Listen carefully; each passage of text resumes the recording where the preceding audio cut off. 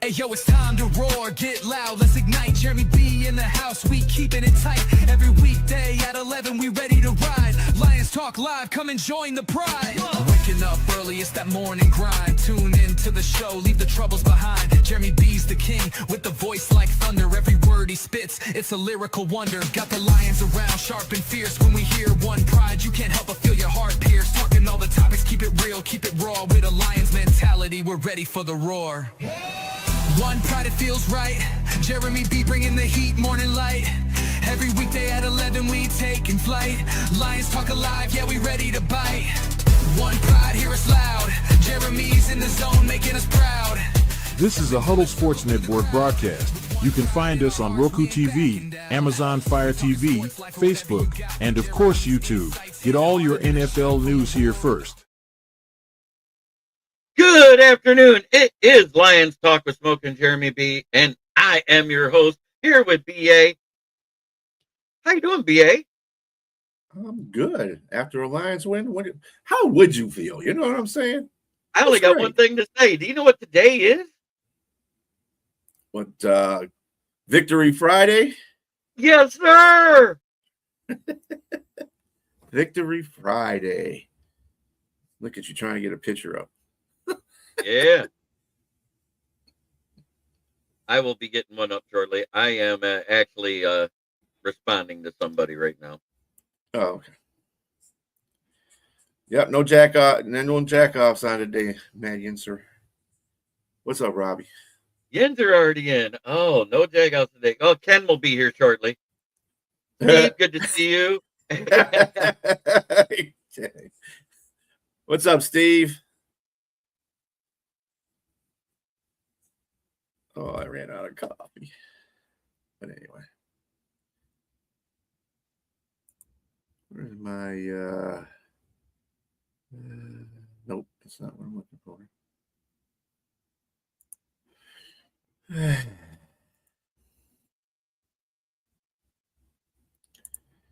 Let's see.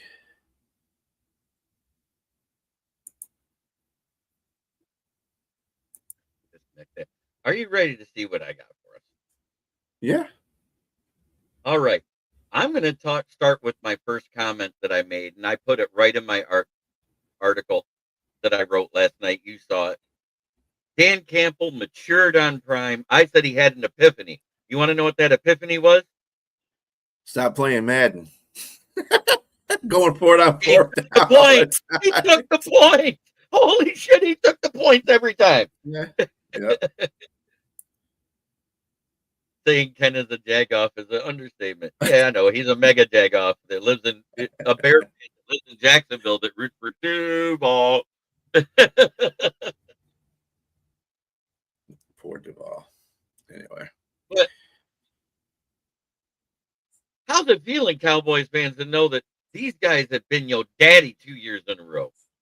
Mm-hmm. Since 2022, we haven't lost to them. Yep. Let's keep it that way. Let's just get through this year. 23-24, we did have one taken away from us. I remember that. Deep dish pizza isn't pizza. You shut your whore mouth. That comes straight from Sicily. Well, pizza here is not pizza in Italy. That's for damn sure. Pizza here is more Americanized. Right. I've had pizza. I had pizza in Italy before. It is nothing like the pizza here. No, it's amazing. But anyway, it's fresher and it's better, for you. And so I do have some symbols for this season for a certain team. Yeah. The pentagon, the hexagon, the octagon, and season-gon. That's right. The 1-star rating. Yes, he did, Steve. Yes, I will get to that in a minute. Because let's talk about that first drive when we had to settle for the field goal. Goff was uncomfortable. Kenny Clark was beating Tristan Colon like a redheaded stepchild off the line, getting pressure from the inside, pressure coming from the outside. But you know what was crazy about it? No thanks. Mm-hmm. We got told that defensive line was going to beat us. And every time they did, there was a penalty. Mm-hmm. And Yeah, lo it and behold, was. Miles Frazier comes in the second drive.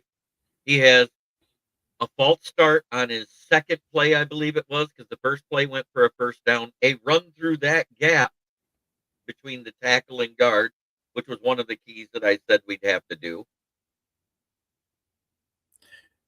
The first drive is when Poopy Pants got the sack, right? Yeah, was that the only one? Yeah, that's only the sack that they got. Poopy Pants got the sack. Yeah, he probably And had to that's leave the game because he shit himself again. Yep, yep. You're right, Robbie. When the chips fall on Pickens, man, that dude is like DJ Metcalf. It's probably a good thing that you guys got rid of him because then you have two quitters on that team. DJ Metcalf is another guy that does the same thing that Pickens does. He doesn't get involved in the game, he quits. Or he doesn't involve himself in the game. Pickens had a bad second half. He should have been out there. Should have been the man. I mean, the first half was all CD till his concussion, but he didn't get a touchdown. That Ryan Flournoy, he impressed me. Flonase was killing us. Jesus, he was Yeah, killing us. 9 catches, 115 yards, 12.8 to Wow. Tuddy with a long of 42. Jake Ferguson was doing good until he started getting called for his bullshit.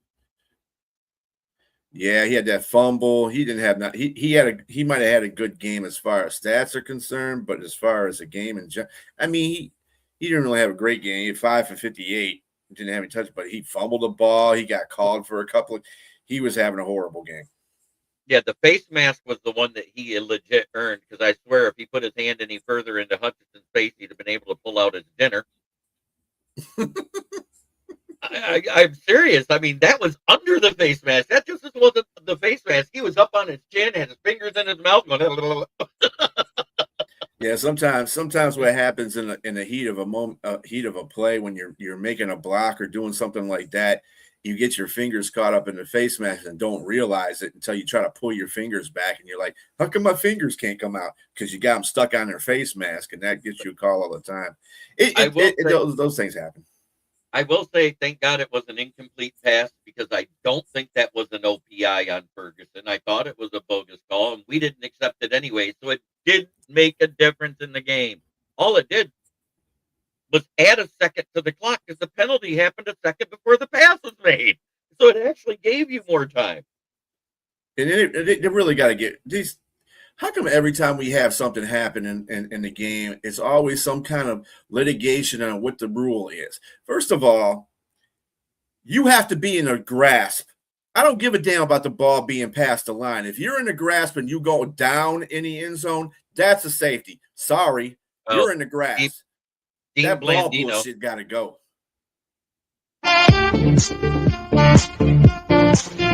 Yes, sir. Ricky.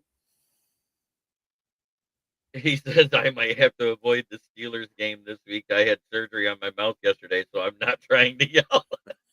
Well, if it's Huntley versus Mason Rudolph,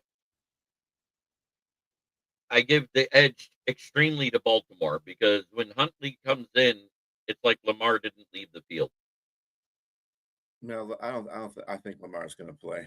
He's okay. He's just got that ankle problem. He'll be all right. In fact, he got the ankle problem during practice. That's what happened. Somebody stepped on his ankle in practice. Dummies. Try not to hurt your quarterback in practice. That's pretty good, formula.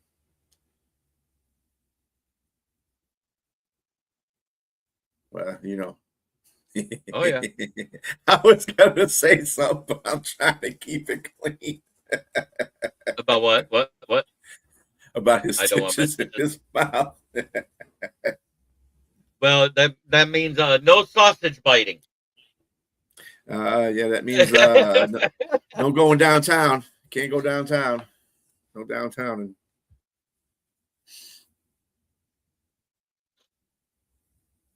Yeah, that's funny. No sausage biting.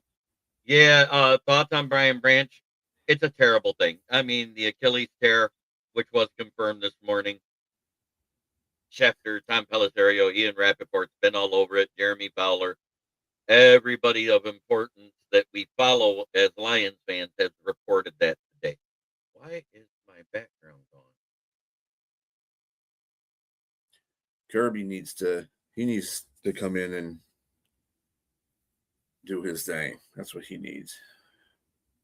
That's weird. He needs to come in there. If he doesn't have any problems with his, well, everybody's not 100% obviously this time of the year, but if he can play on that knee, dude, you got to come in here because he's the leader in that secondary. We need him. Number 2. Oh, yeah. Smoking dead. Yes, Brian Branch is going to hurt this defense being out because he's kind of like the enforcer type of safety, whereas Kirby Joseph is the leader. Branch was doing some good things, and he got burned a couple times by CD and staff too. Nobody. Yeah, I mean, people were. I was seeing people on social media getting on DJ Reed about keeping up with CD, and I said, "There's not too many corners that can keep up with CD." Yeah, I'm sorry. I get it. But what I was upset with is them getting beat at the line. It wasn't back in coverage when they're trying to keep up with them. When they're beat by 5 yards before they even notice the guys behind them, that's what I was upset about. So yeah, I think that was a more in a second. I don't know if he's terrible on the outside. It depends. It depends on how he's playing.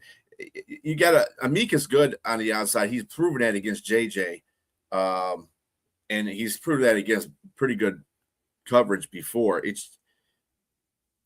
I used to think that he shouldn't be starting either as a 1 or 2, but he showed he could play 1 or 2 or 2. He's better at a 2 than he is a 1. At the 1, he gets beat like a redheaded stepchild half the time. So I prefer him at the 2, and I think he'll be fine. But I think Rock Yassin has played that position way better than Amika. What's that? The number 1 position? No, the 2 position. Because when he went out over there and they moved Amik back to the slot, it was a different game. Short has nothing to do with it. DJ Reader is the same length too. Short has nothing to do with it on quarterback, Steve. On corners, Steve.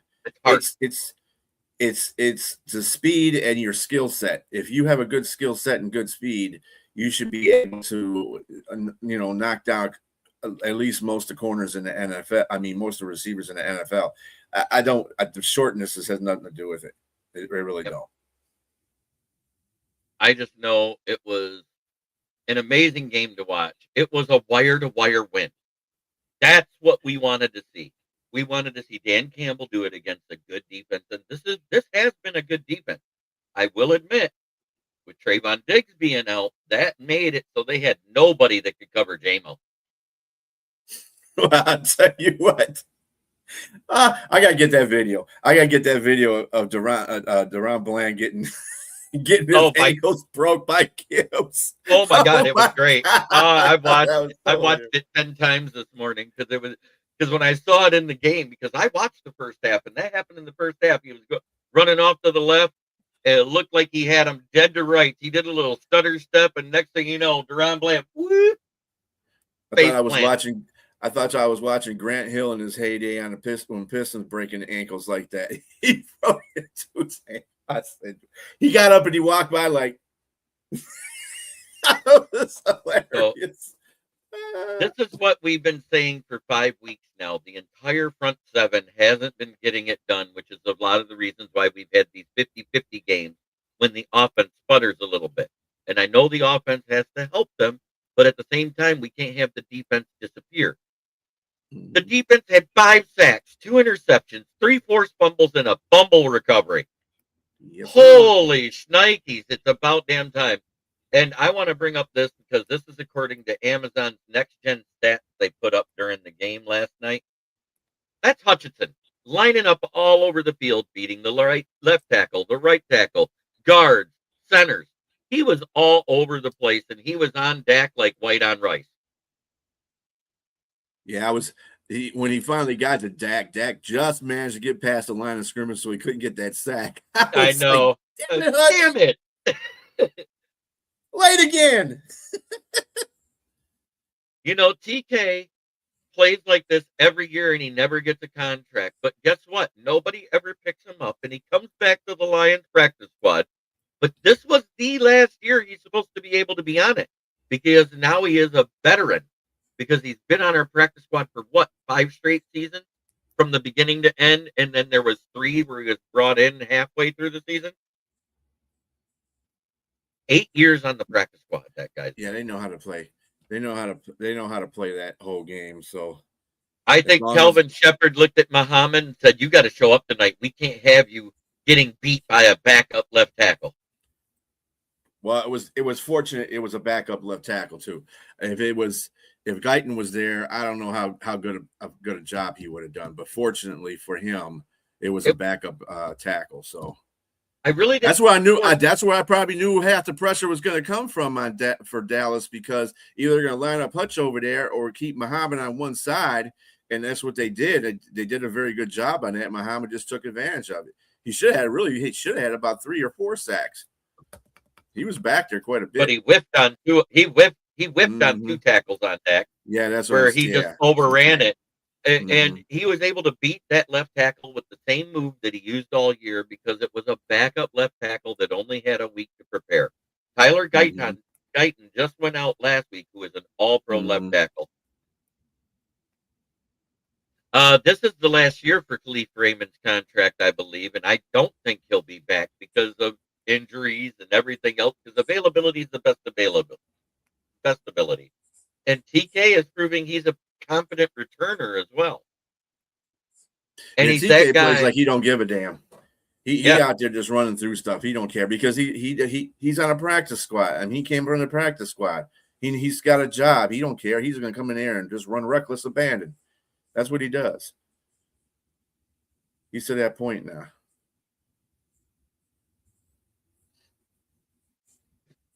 But prayers up to a quick recovery.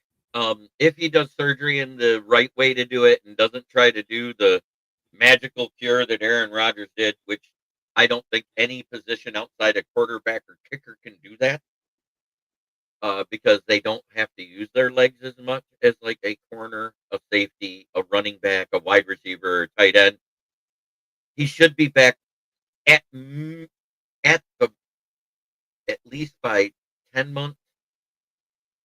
Which if you go back 2 months, that means he comes back in September, October area. Otherwise, it'll be closer to November, December.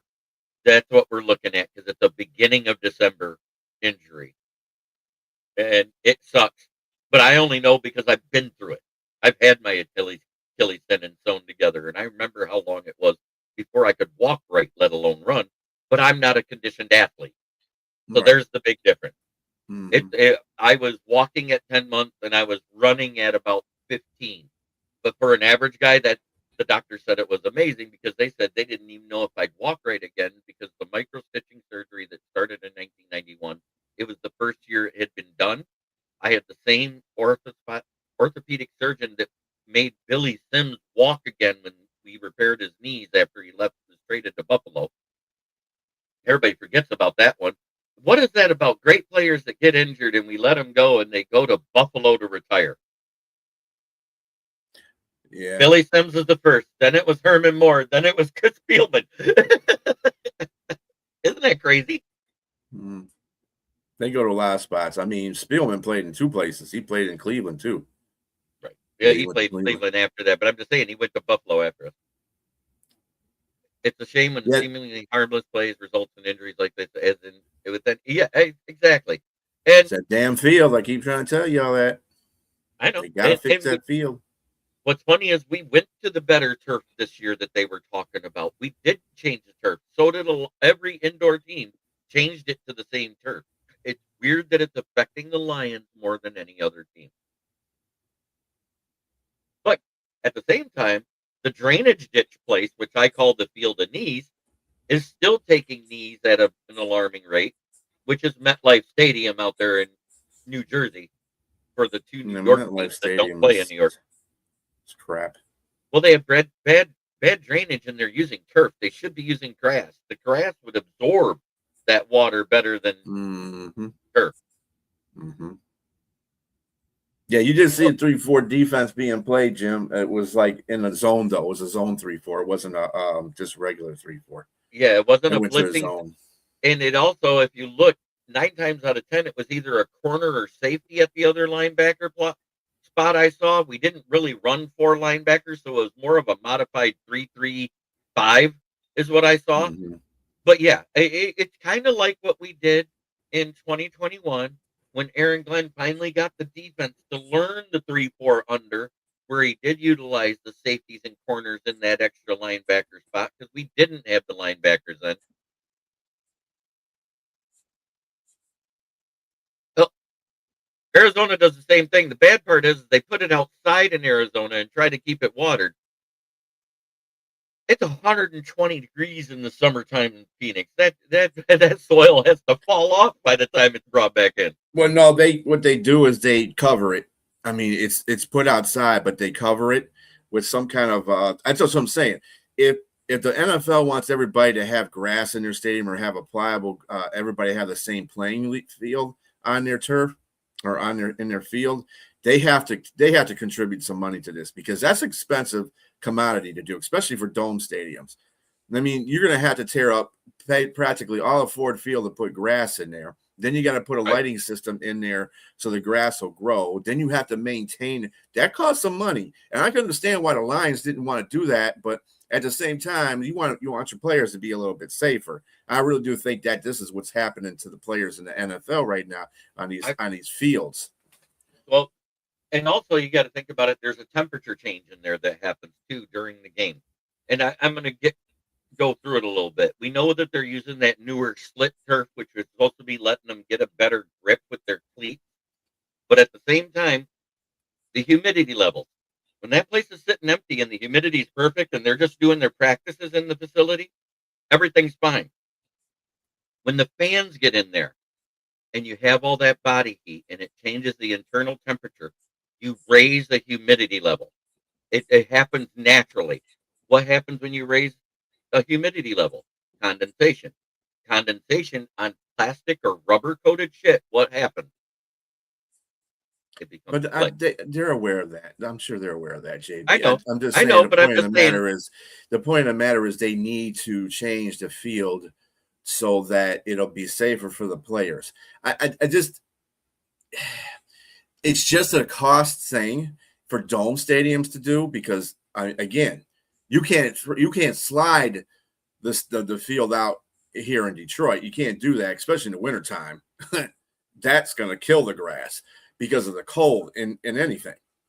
So you have to keep it indoors, and then you got to keep it lit. Then you got to keep it maintained. That shit costs money. The NFL needs to chip in on that. They make enough money. They can help. But anyway. So I sent you that, Dad. It's in your messenger. He has a friend that's been having issues with computer and TV talking to each other. And she wants somebody to give her lessons. So I have a job to do this afternoon. There you go. Yeah, because I am kind of techie. I have helped a lot of people through little shit that all I did was Google it and help them. You know what I mean? But it's because I have a tech background that I can actually understand the instructions. Just like you. I know you do the same type of stuff for people when you got friends. Yeah, I used to do that. I used to do that for about 5 years. I used to be tech support. So I know how to. I was the hardware. You got a credit card terminal. You got a credit card terminal. I can help you with that. Oh, yeah. I do computer stuff too, though, because they have, stuff on their computer. But other than that. Well, I did network repair, computer repair, and server repair, as well as dish internet repair, which, if you know, since you know credit card services, 95% of them still use satellite internet because it's more secure. Mm-hmm. Be sure that sounds like he's growing things indoors. Don't get me started. Nothing like a little hydroponics training. Well, Jim, I understand what you say. As a ticket should be high, they should be able to afford it. But that isn't a very. I've looked at cost in that. That's a very expensive commodity to do for these teams that have indoor their indoor stadiums. The NFL's got enough money. Believe me, if they can afford to fly people over to overseas to play games, they can afford to help fix these fields. Right, because guess what? Every time that they go to a soccer field, that grass is made differently or grown differently than regular grass. They're made for those players to be able to slide and do those little tricky things they do with their stuff. JB raises the humidity. Amen, brother. But overall, this is the second time we gave up over 300 yards. But if you look at when they got their yards, every time we were in the passing game, we were in man coverage. When they played zone and was getting the pressure, Dak couldn't do anything. That's what I Everything saw. starts from that defensive line. That's what I've been saying. I said everybody's talking about the backfield. Well, this is the opposite thing that happened last year. We had a lot of injuries on defensive line, but the secondary was pretty much really, they were as far as injuries concerned, they were pretty good. So they were able to shut a lot of stuff down and not make everything look catastrophic. This year, it's the opposite way. Now the secondary is getting banged up a lot, and now we're seeing what that line is like when it's healthy. And it's some days it's been good, other days it hasn't been. And I think this should raise awareness with Brad Holmes to say, we actually do need another defensive end that can do something and help him out. Because Muhammad coming in every 3 or 4 games to do something ain't happening, It depends on how many Rams fans actually show up to a home game at SoFi Stadium. Because let's face it, the last 2 times we played there, the first time it was 80% Lions fans. The second time it was 70%. On that track, it might be 50-50 this time because they're playing good. But they do not usually fill their stadium of their quota of home seats. It's usually filled by opposing fans. Well, that's because LA fans don't come out for nothing but the Lakers and the Lakers. That's it. In USC. Or the in Dodgers. Yeah, Lakers. The LA fans come out for Dodgers, Lakers, and USC. They have a football team they support. That's why they don't support the Rams or the Chargers. I mean, every game, there's more ways. I've seen it this year. It's been like a 60-40 or a 70-30 split with the home fans versus the away fans. And I mean it to the away fans' advantage.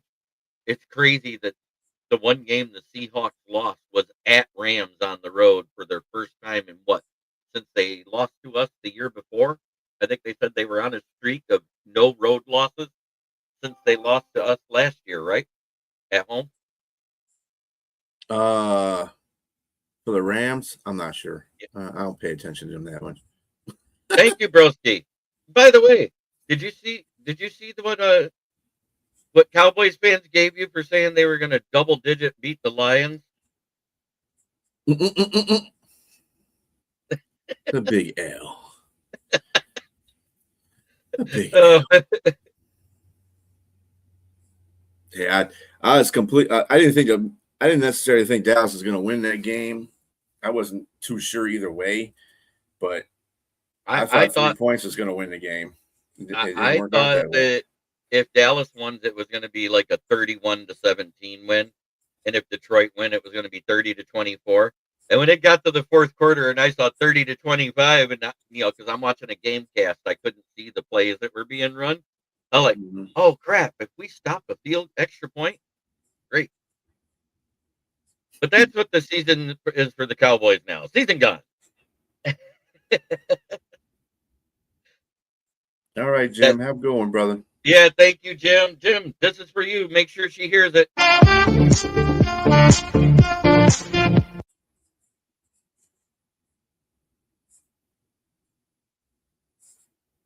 And it was great to get a win.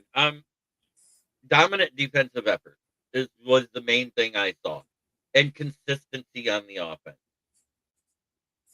Both guys had less than 20 carries. We didn't even run the ball 20 times with them too.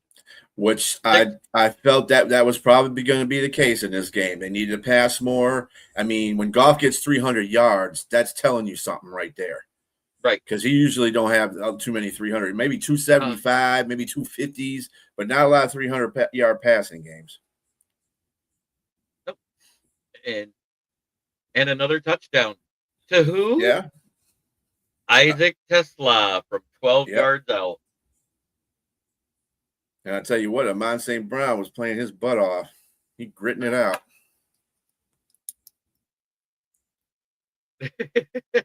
Nice. She waits for it daily.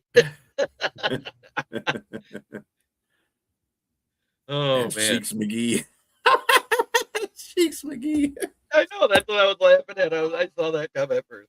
Do you see the video of Dak signing the card for the kid at Fort Field? That's pretty cool. Crazy because I found a Dak card yesterday signed as S Cheeks McGee.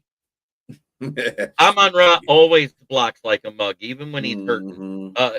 That's been him and Jamo and even Tesla. If you look, they were involved in that run blocking game. Why? Because we had Ross Twelly and Rucci and Ricci in there. Because Berkshire was absolute dog shit last week. Let's see. Jamo had a pretty decent game. He had 7 catches for 96 yards. Amon had 6 catches for 92. So Gibbs had 7 catches for 77. I knew they were going to do that. I said they need to come out passing. They need to get it to use the running game effectively. They need to use the passing game like a running game. That's what they did with Gibbs. They got him across the field. They got him coming across in the middle right there between the hash marks. That's what you need to do. And I'm telling you, there ain't no better quarterback in that position to do that as Goff. If he finds that opening, he's going to carve that up all day. They couldn't stop that. Let's talk about Captain Jack Campbell. 12 total tackles, 6 solos, 6 assisted, 1 sack, a tackle for loss, a QB hit, and a forced fumble. He had a game.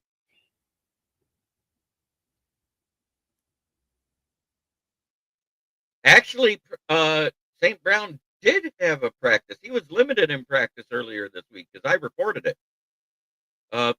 No, he didn't have practice Tuesday and Wednesday at all. He was sitting out of practice. He didn't have any limited nothing. That's why they were asking if he's going to come in that day. He practiced. He practiced on Monday, Tuesday, and Wednesday. Yeah. Well, Monday he did. Monday I think Wednesday he did a walkthrough. He said he did a walkthrough Wednesday because I was watching the after show on Prime. He said he did a walkthrough on Wednesday, and then on Monday he didn't really practice. He didn't do a walkthrough either. He was just kind of running on his ankle just to see how it would work. And then the next day he kind of worked off to the side with the trainers.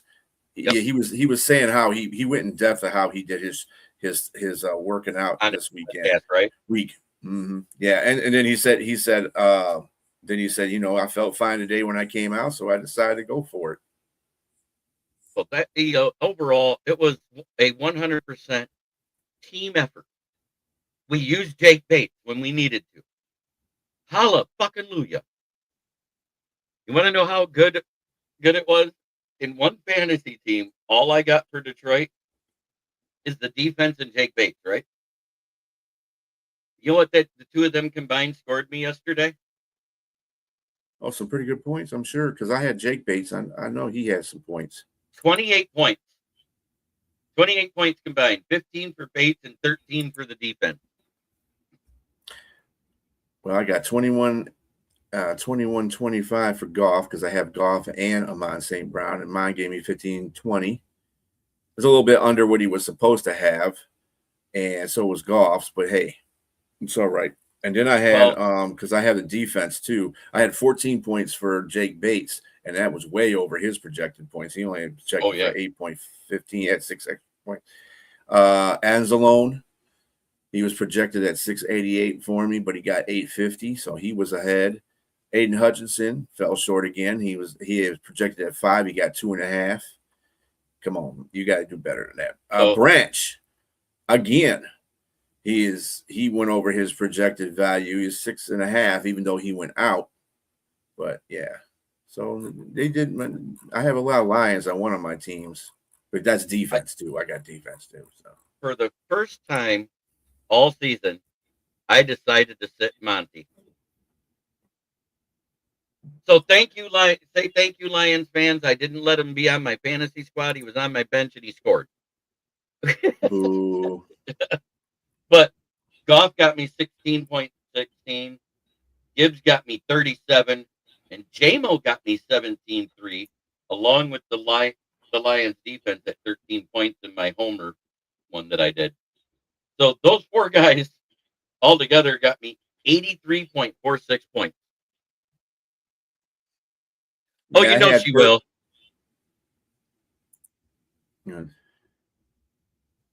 Oh yeah, she'll probably run her stupid jackass.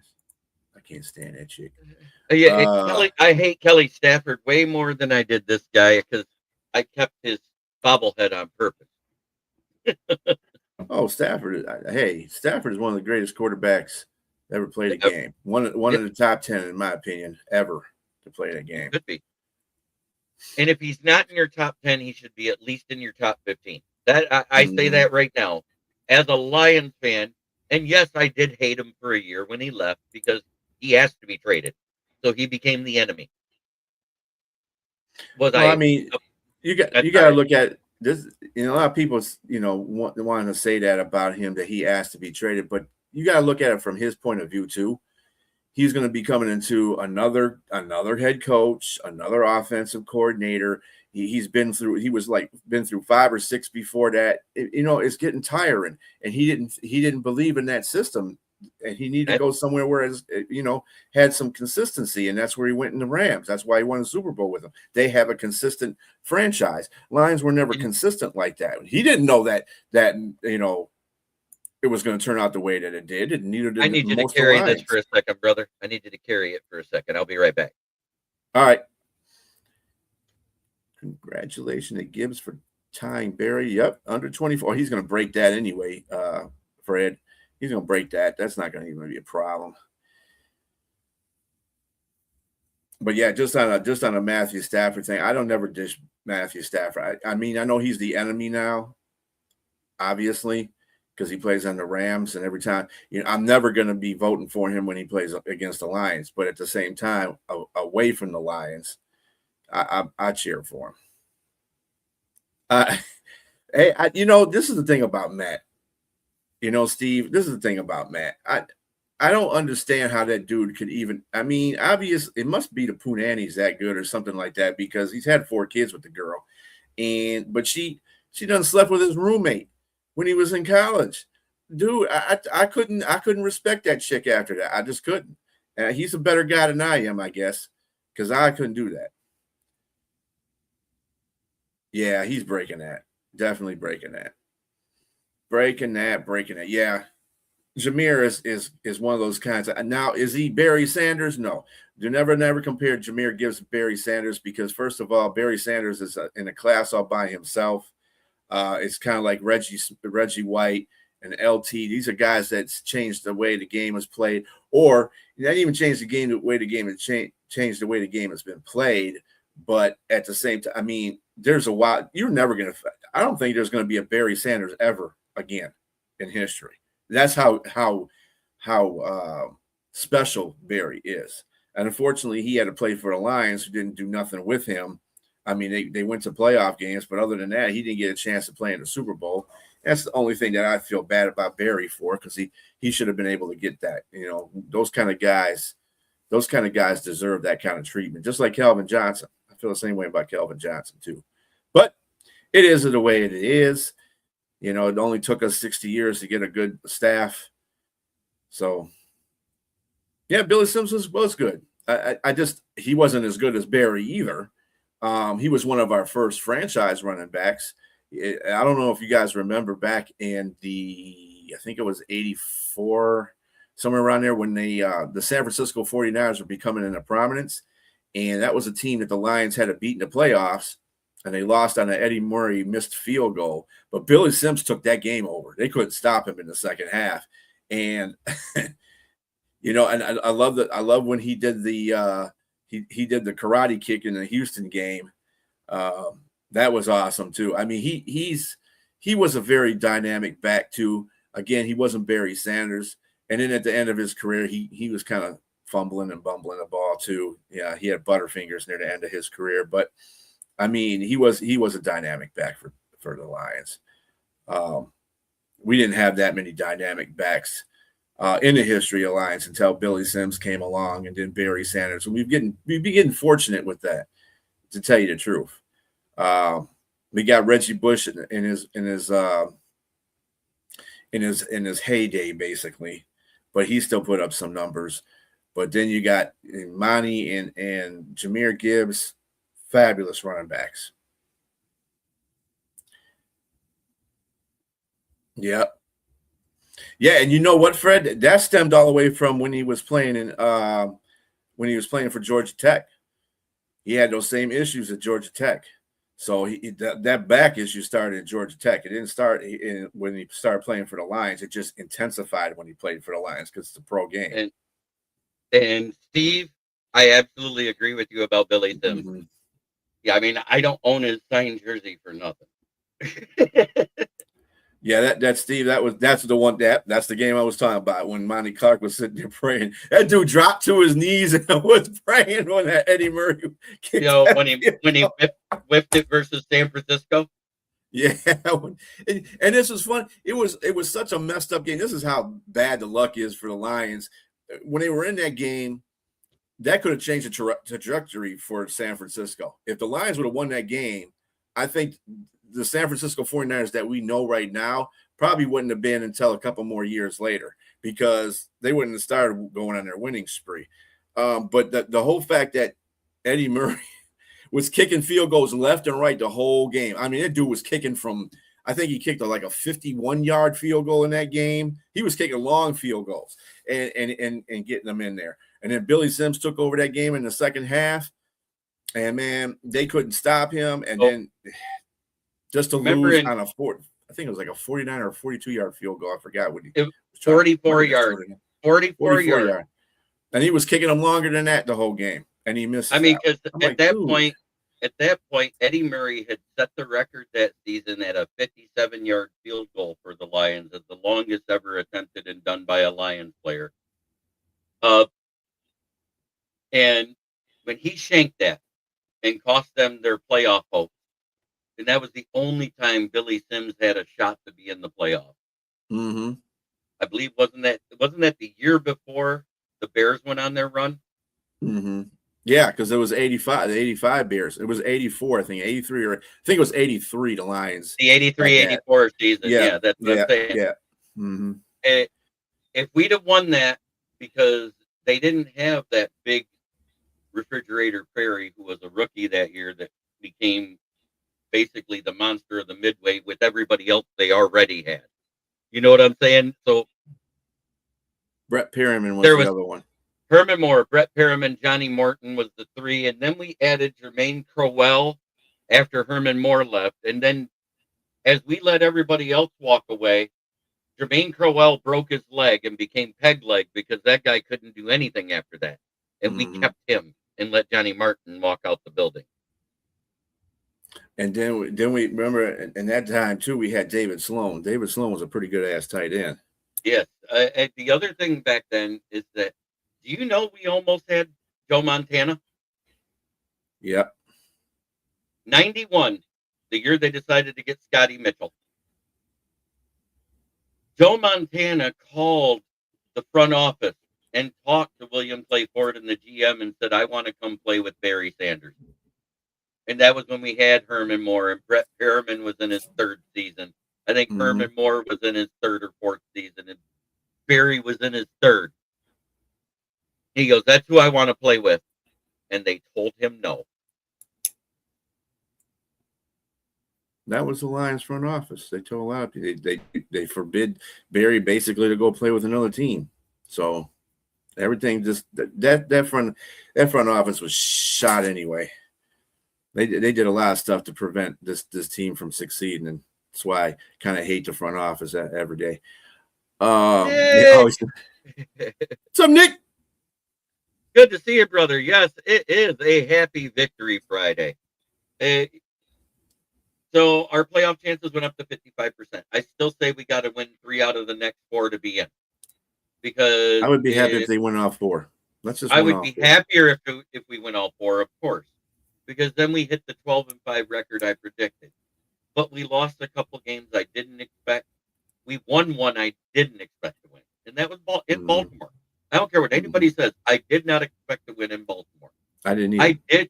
I did say week 1, it's a crapshoot because you don't know which Lions team you're going to get, because look at them every year.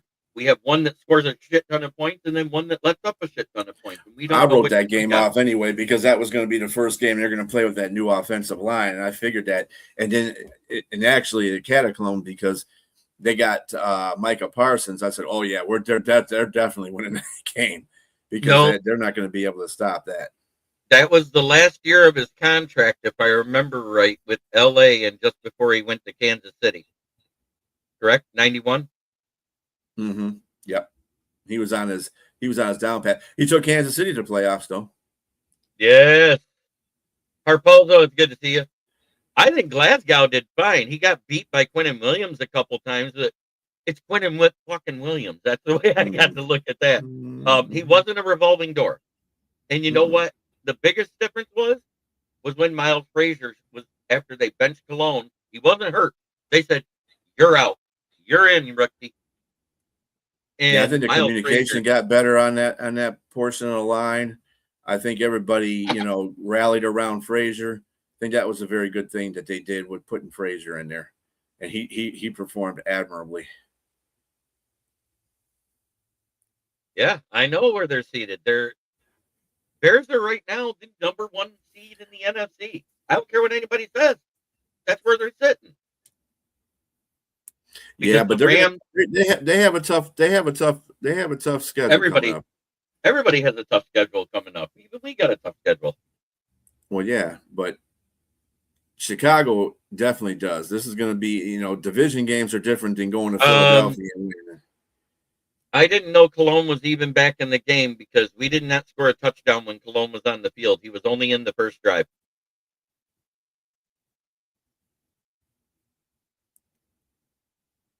Cologne was pulled after the first drive. The second drive on was all Miles Frazier. It was announced within 30 minutes of the game starting that Cologne was out. The announcers didn't announce it until like three quarters of the way through the second quarter. So after we'd been playing for an hour, it was almost halftime before they said anything. Mm-hmm. Oh yeah, Brett didn't. Yeah. Okay. All right, Brett.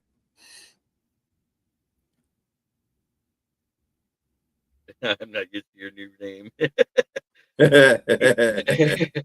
Nobody is. I call him RBF Fred. It's just Fred. We know Or you're Fred. I could always go back to what our old buddy No Thumbs Garden Gnome Leonard would say and call him Fruity Fred. All right, said Fred. Nah, Fred's cool. Yeah, Fred's right, said Fred. We're sitting at 8-5, and we kind of control our own destiny. I don't care what anybody says, as long as we win the games that we are supposed to. If we get 11, we should win all of them. Yes, we should. But there is that pesky team next week that it's more of it's just like this week. Our backs are against the wall. It's a playoff game. Let's see what happens. Let's see if Dan Campbell calls consistently. Let's see if the defense can keep up the pressures to take the pressure off of the secondary. And the bad thing about this too, they just came off a loss. And I don't like playing teams that come off a loss because they're pissed. And that makes them play better. And I'm telling you what, Stafford ain't going to have a game like that again for a while. Like they did against Carolina. He lost the game basically because he threw that interception, had a pick six, and he lost the ball, when he was driving. He ain't going to have that game again because the Rams were in that game. They should have won that game. But the pick six was the difference in the game. I don't care what anybody says. Yeah. When you throw it to somebody and they take it 86 yards to the house. Steve, there is a big chance that Notre Dame doesn't make it because even though they had a couple ranked wins, they had a couple ranked losses, and they're an independent. They don't play a conference championship game, which is what will hold them out overall. And I'm not trying to be a Notre Dame hater. I'm explaining the playoff committee.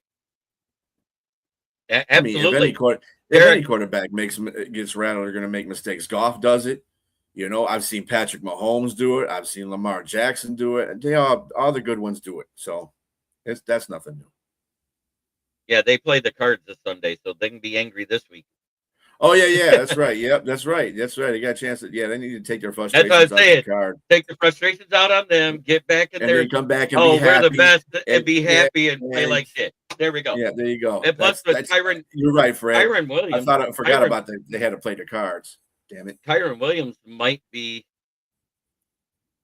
out for a while. He had an injury in that Panthers game too. I'm not saying Blake Corum's a bad running back because he's not. We know what he did at Michigan. He had more yards than Kyron Williams did in that game. He was running through that defensive line like it was Swiss cheese too. So let's see what happens with Kyron Williams because he's usually the touchdown scorers, but Blake Corum had to start him. I'm with it's you, Nick. weird playing back-to-back Thursdays. Oh my god. Yeah. The Arizona Cardinals, the fakest bird team in the league. And by the way, I agree. What you call it is out for the rest of the season. So Brissett has the helm. Yep. They officially put him on the IR. Even though he went back to practice and he was in his 21-day activation window, they saw something that said, nope, you're staying. And you want to know what that was? Jacoby Brissett won him a game late in the year. Yeah. Well, he's not out there playing Call of Duty either. Exactly. Jacoby Brissett is a solid backup, and he's fine in a spot start or through a stretch of short weeks. We've seen this before in his career. Mm-hmm. Didn't we even have him 1 year? No, we never had him. We wanted him. That's what it was. Indianapolis. Who else had him? New England. He's relatively stayed on the AFC side, and then he came to the NFC side. I think this is his first NFC team he's played for. Well, since how I heard they're going to do a longest yard two. He's level 500. Seems how I heard they are going to do a longest yard two. I heard Kyler Murray is in the lead to be the head cheerleader. And if you guys know what picture I'm referring to. Yeah. And it's funny too. He could be the guy that said, "Oh, why can't I be quarterback?" Yeah. That's why Ralphie all day. Here, He's Ralphie all day. Throw me the ball. That's why. Hit me. That's why you can't be a quarterback. Well, thank you, everybody, for watching. What does the Lions do to have to beat the Rams? Play exactly like we did last night. Mm-hmm. That's the only way you're going to beat them. Keep that intensity up after these next 4 games, and it'll come to you. No. We all know what role he's trying to. Hey, Steve, that's it. That's it. Score more points. That's what makes you win. I want to thank you, BA, for being here with me. I want to thank all the fans. I had at over 50. You know what I'm going to say. I had an NTF moment earlier. Mm-hmm. That's why I had to leave the camera. You know what NTF is? Yeah, I got you. Okay. That's why you cut the short the playbook short last week. Yeah, it was a never trust a fart moment. I think Sewell right now, hands down, is the leader in that. I think he's given up 3 sacks all season. Yeah. I don't know if anybody else has given up I think somebody's given up a couple of sacks. Let's see. I know Decker has given up a total of 6 this year, if I remember right. Maybe 7. Mahogany had given up 3 or 4. Glasgow's given up more than I can count. Ratledge has given up a couple. I think Sewell's given up either 2 or 3.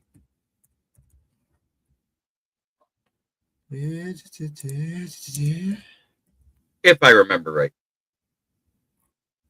He has given up. He has given up. Well, show me what he's been giving up there, dude.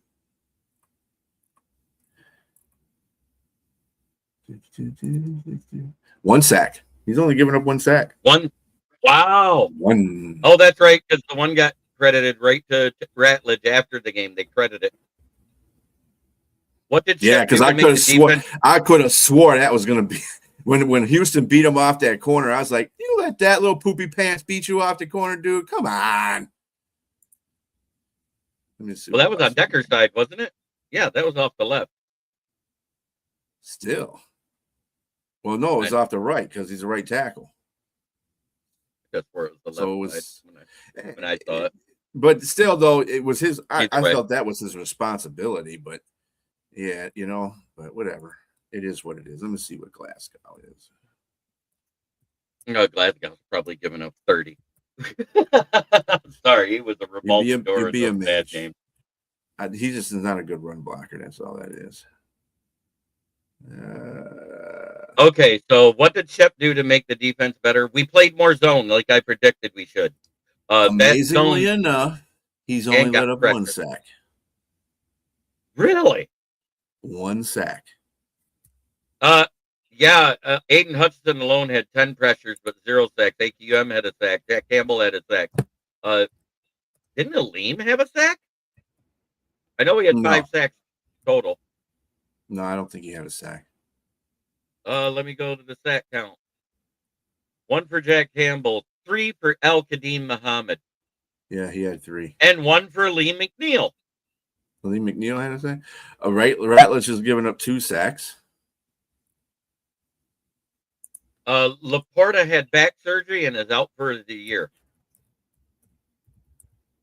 Robertson 100% needs to be play better. But 3 of them came from Al Kadeem Muhammad, the guy who disappeared.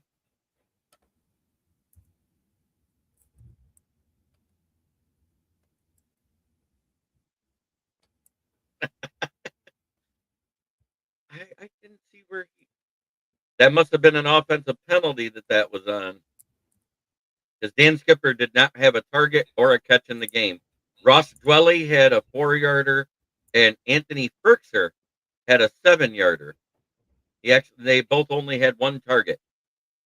Jamison Williams had 9 targets with 7 receptions. Amon Ra had 9 with 6. Jameer Gibbs had 7 with 7. Isaac Tesla had 3 with 2 and a tuddy. See, Christian Montgomery gave up 2 sacks. I knew he'd given up a couple. And then Taylor. So the interior line has given up 5 sacks, is what, according to that. Look up Tristan Colon. I bet you he had most of them last week. That was awful. Yep, there was a penalty for illegal formation. You said Decker had 2, right? Decker had no. Oh, he does have 2. Right. Mahogany has 2. Ratledge has 2. Glasgow has 1. Panay has 1. Let me look up this Tyler. Tristan Colon. Tristan Colon, yeah.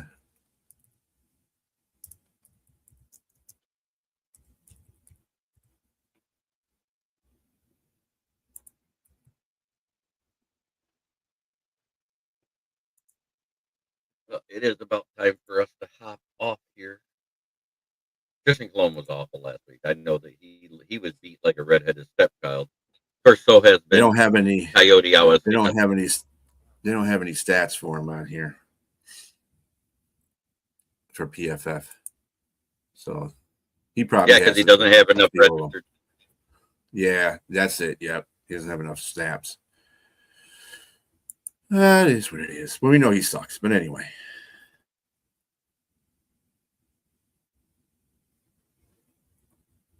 There's a penalty for illegal formation. Yeah. That's on the tight ends. When you have two new tight ends that haven't been part of the group, that's what happens.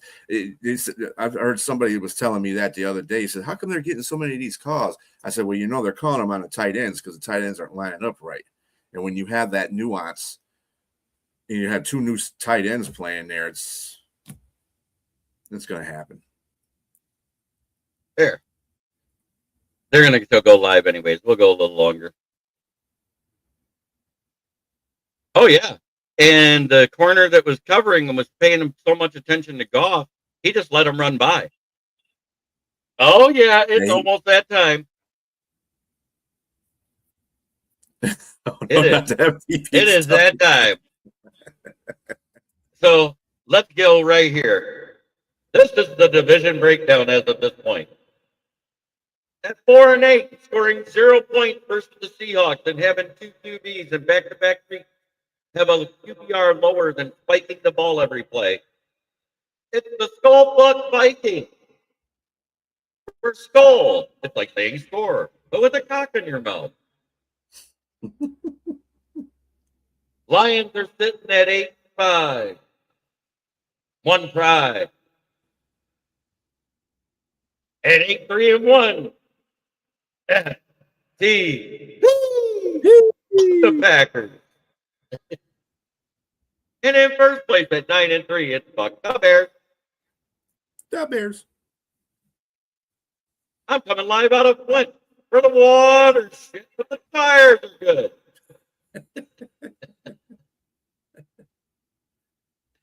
I know B loves that. So we went through them, and you picked the one you like. So guess what we're going to hear before I do the outro? Oh, the banger one? Oh, yeah. This one. Yeah.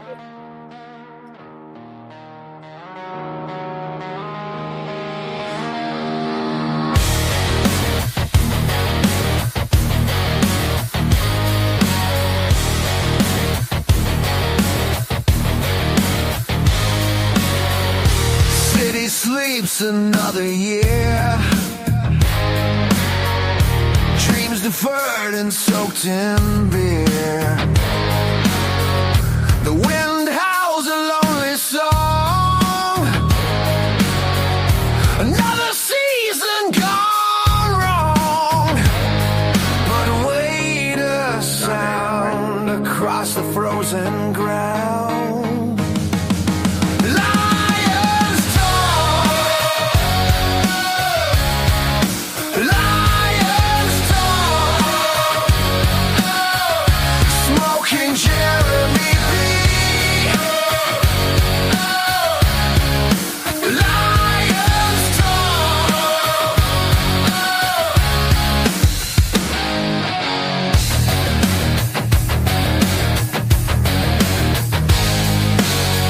Down rubber ghosts of better days. What? Echoes in a hazy maze. Same old story year on year. Hope and heartbreak always near. A rumble deep, secrets they will keep. Lions talk. Lions talk. Smoking Jeremy B. Lions talk.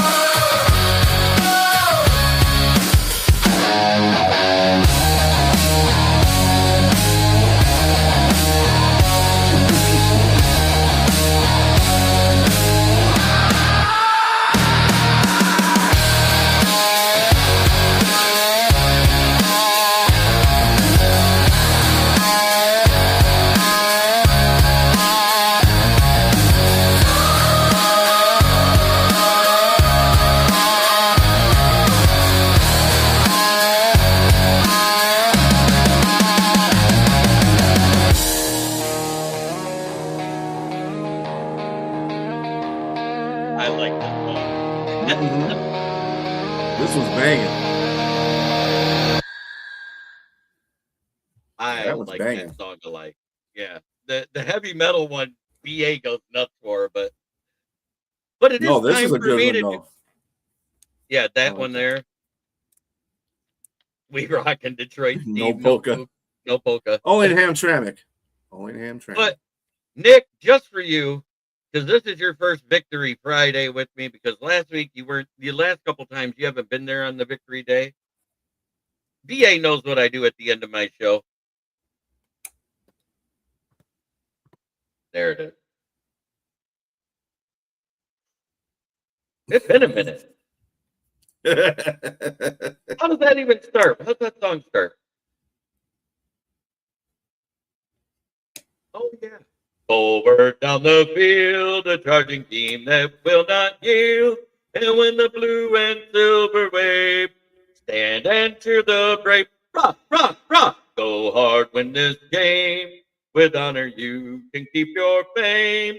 Down the field and gain a Lions victory. Go Lions! All right, have a great weekend.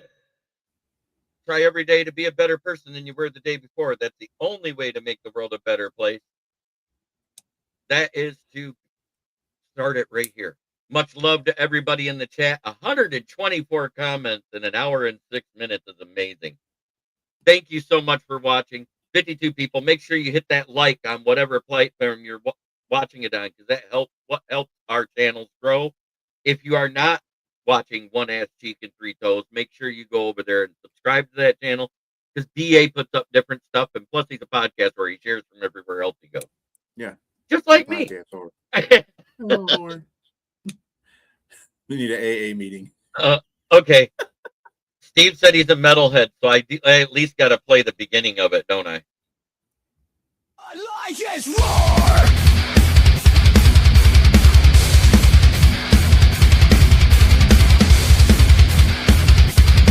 They own this turf with fire in their hearts. They prove their worth. Kneecaps shatter, their foes tremble in fright. On the battleground they rise and ignite.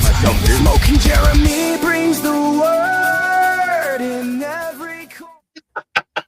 I had to do it. Dizzy. I know, me too. That's why I had to stop. Thank you, Nick. Did you like that one better, Steve? I thought it was pretty decent. Mm-hmm. That's another one I wrote with AI. He was awesome. But thank you, everybody, for watching. And tune in Monday when it'll be PFS Monday, because I won't get the grades till then. Have a great weekend, everybody.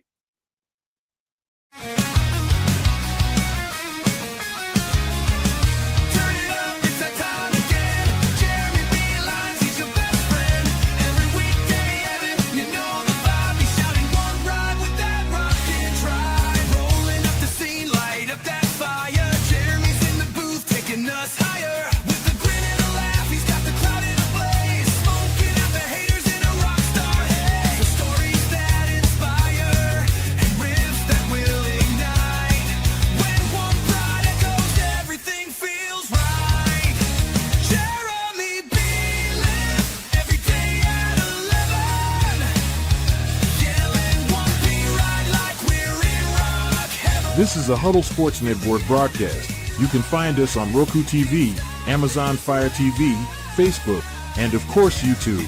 Get all your NFL news here first.